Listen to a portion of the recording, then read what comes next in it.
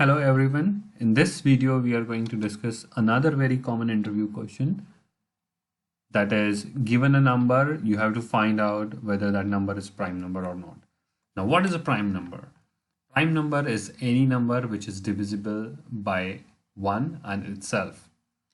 So let's take a look at how we will solve this problem. So I have a class called as prime checker, and this has a method which returns boolean if it is prime or not. So let's quickly create this method which returns boolean. So if you know, the smallest primary number is 2. So I will write a condition if any number which is less than 2 should return. If number is equals to 2, then return. I'm writing separate condition for 2 because it's a special case, as this is the only even number which is prime number, and every following even number is not a prime number. So now I'm writing a loop.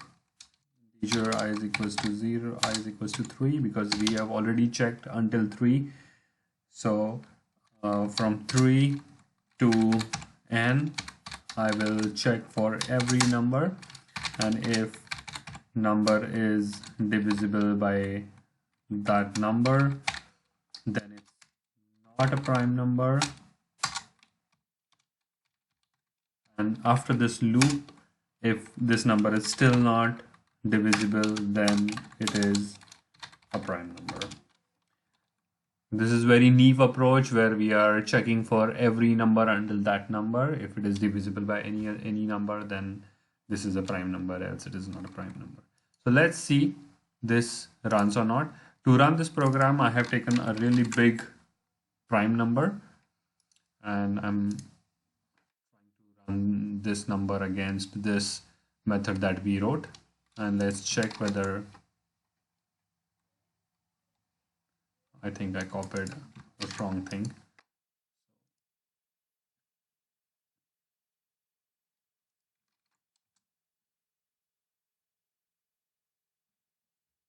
As you can see, this program has returned true. So our program is working perfectly. But the problem with this approach is we are checking for every number, which is not necessary. So let's see if we can do better than this.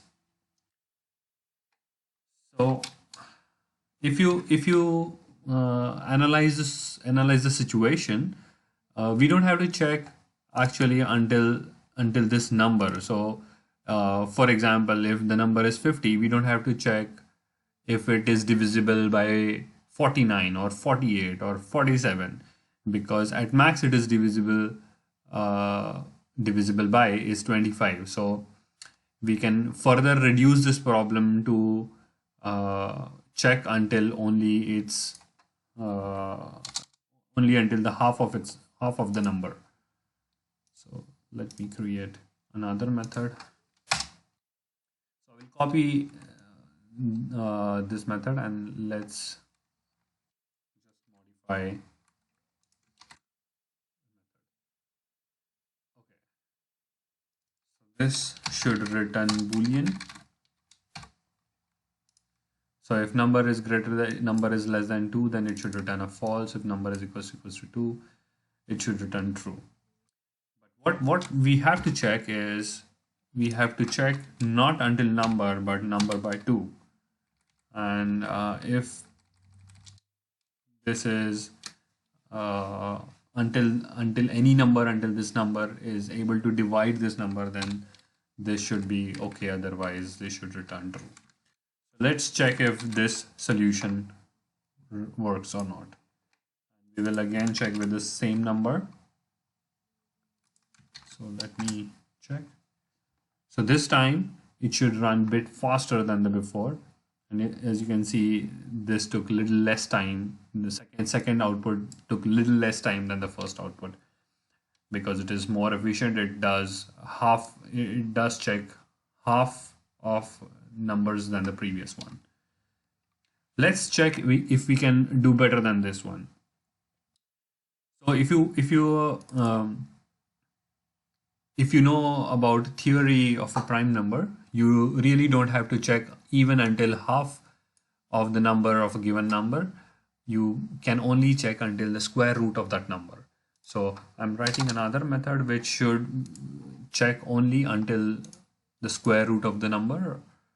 So I will copy our basic. I will first change the return type and then I will copy the basic conditions. Now for integer I is equals to 3, we have to check if I into I is less than or equal to number and I plus plus, if any number, any such I is able to divide a number. So number modulo I is equals to 0, then we have to return false. This is not a prime number, and if until this loop it doesn't goes into this if condition, then for sure this is a prime number. So let's check again with our example whether this works or not.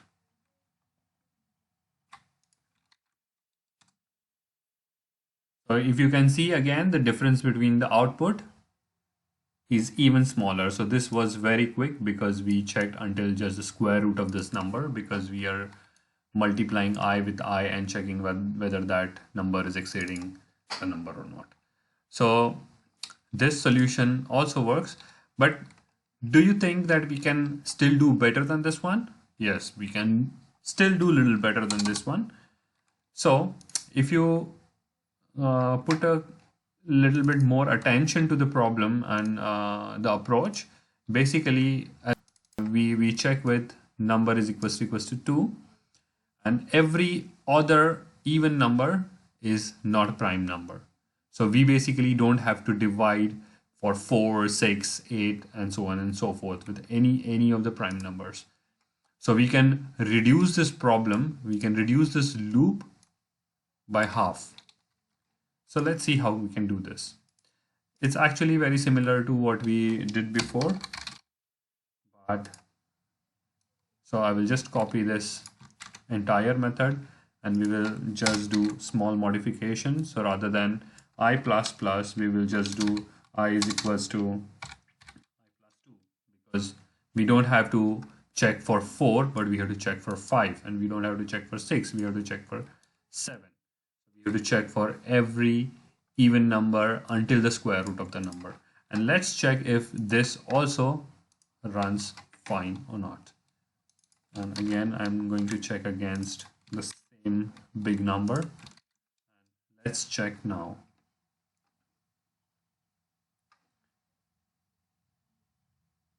Okay, so as you can see, all our 4 methods works perfectly fine.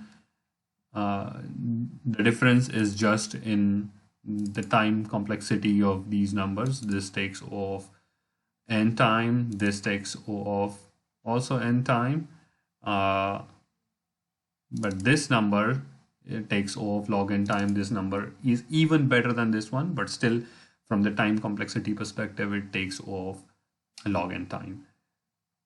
I hope you learn and enjoy this video. I see you next time in the another interesting problem.